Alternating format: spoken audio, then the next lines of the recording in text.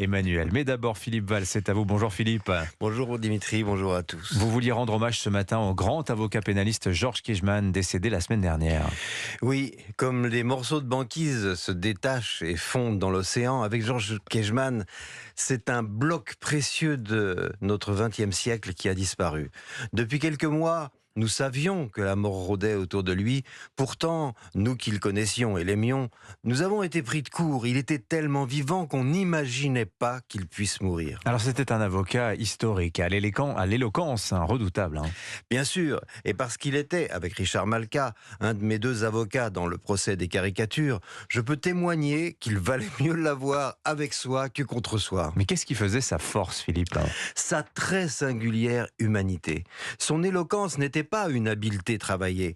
Elle tirait sa force d'une sincérité sans laquelle il n'avait rien à dire. Son intelligence, sa curiosité, sa culture et son humour hors du commun faisaient le reste.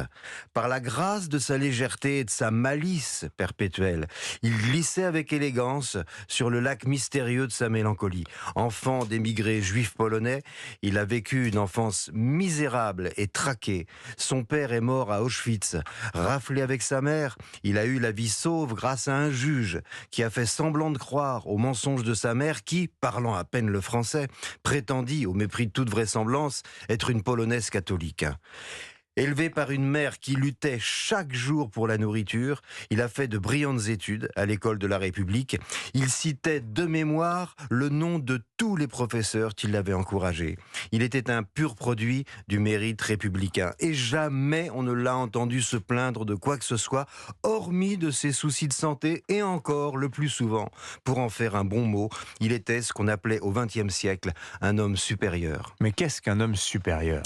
Eh bien, c'est quelqu'un qui a compris que l'amitié, la littérature, le cinéma, l'humour, le rire, la légèreté, l'intelligence joyeuse et l'amour de l'amour des femmes en l'occurrence, sont les seules armes décentes pour affronter les tragédies de la vie.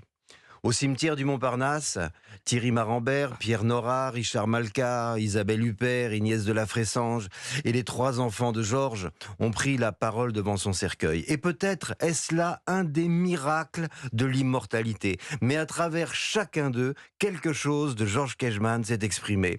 Et c'est ainsi que, sous la petite pluie froide, nos yeux inondés ont été régulièrement balayés par l'essuie-glace d'un fou rire. Toute l'assistance éplorée se gondolait jusqu'à sa fille qui, riant et pleurant, racontait qu'au médecin de soins palliatifs qui demandait à Georges s'il était angoissé, il a répondu « Je suis ashkénaze ». En ce siècle pleurnichard, il était une leçon, celle de la fatalité de la tristesse combattue sans relâche par l'élégance de la fantaisie. Mais peut-être que parfois, Philippe, les survivants sont plus vivants que les vivants. Peut-être, mais chacun de nous, à des degrés divers, est un survivant responsable du talent avec lequel il exerce le métier de vivre.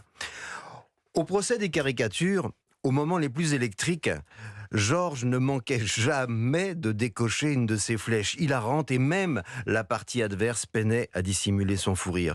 Comme lorsque l'avocat de la Ligue islamique mondiale s'est dressé hors de lui et, levant une main menaçante vers le ciel, s'est mis à crier « Je vous connais, maître Kejman, je sais qui vous êtes, maître Kejman !» Dans le silence qui a suivi, on a entendu Georges remarquer d'une voix calme « Eh bien, vous en savez plus que moi !» Tout Georges Kejman était là. Quand arriva la suspension d'audience, en sortant, je me suis retrouvé au coude à coude entre Georges et ce même avocat de la Ligue islamique qui m'a glissé à l'oreille. « Je suis en désaccord avec tout ce que vous dites, mais j'aimerais faire partie de vos amis. » Aveu stupéfiant. Ah oui. Aveu Quelle stupéfiant, mais explicable. Comment résister au plaisir de faire quelques joyeuses glissades sur le lac mystérieux de la mélancolie en compagnie de Georges Kejman?